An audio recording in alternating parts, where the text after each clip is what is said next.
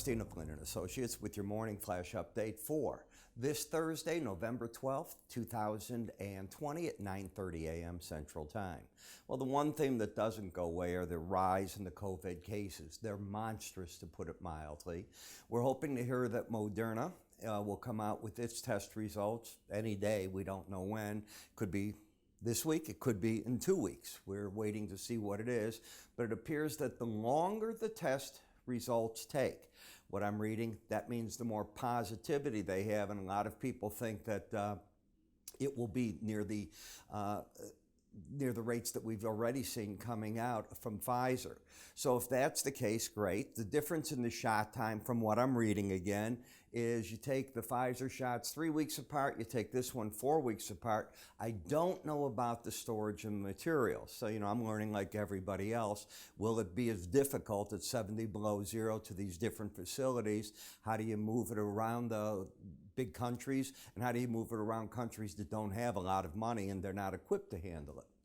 In the stock market, the rotation is evident in front of us. We still see that the NASDAQ is getting some flows back into it at the expense of the old line companies, the Dows, some of the S&Ps. The Russell, pretty much holding here. As we take a look at gold, all of a sudden up. And I want to point something out. This has been a big battle day in the eurocurrency. You don't get 60-point ranges that often with no major events coming out. And you're getting one. This market is fighting for its direction versus the US dollar. The dollar seems to be stuck in the 9,300 zone. You can see the euro's fighting at that 118 level. In the British pound, there's still the talks are going on. They're past the deadline dates. Remember what I told you a month and a half, 2 months ago, and I've said it all the way through.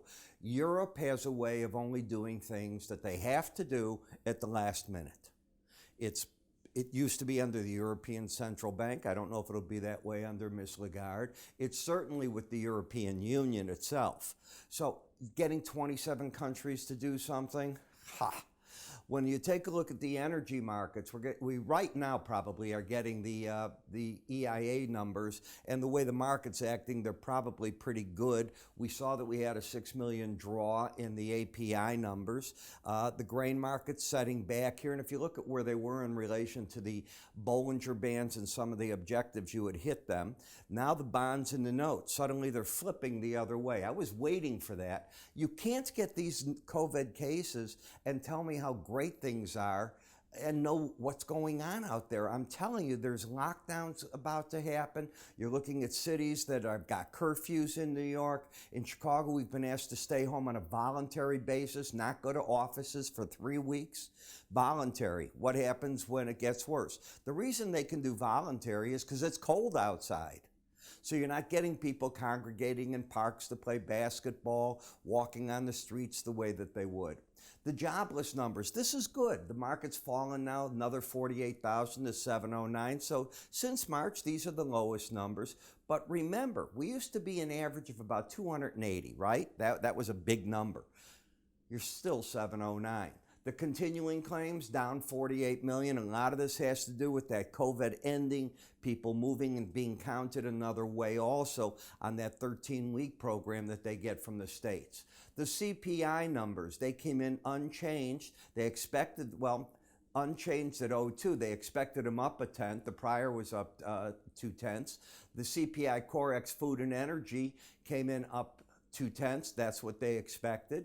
Energy prices up 0.8. The prior was that. I didn't see food prices move at all, as you can see. CPI index up 1.2% versus the prior 1.4. Very, very tame.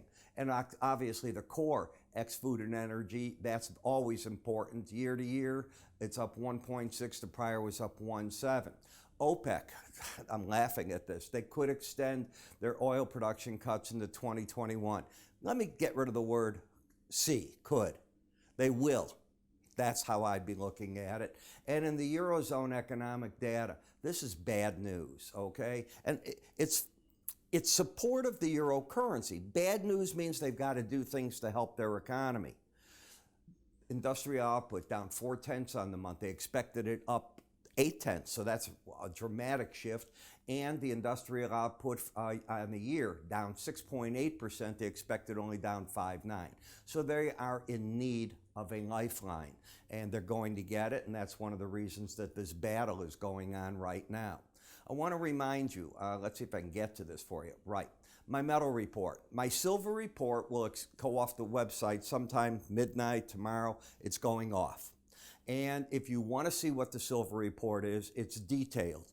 It's a video report where I cover in the futures markets, the monthly, the weekly, the daily, the seasonals, the price counts. For those of you that trade SLV, I cover that for you. So you've got the ETFs covered in it. I give you where I think the market is, some breakout points in the marketplace, and how you get it is you go to our website under the word research. It's all there for you. In the meantime, I'm Ira Epstein. I'll be preparing another series of reports, special ones just the way I did in the silver. They're going to be rolling regular from this point forward, and we'll see where that goes. I'm also setting up, I'm hoping for next week, a webinar. You have a great day. I'll talk to you at the end of the day today in our market wrap-ups. Take care now.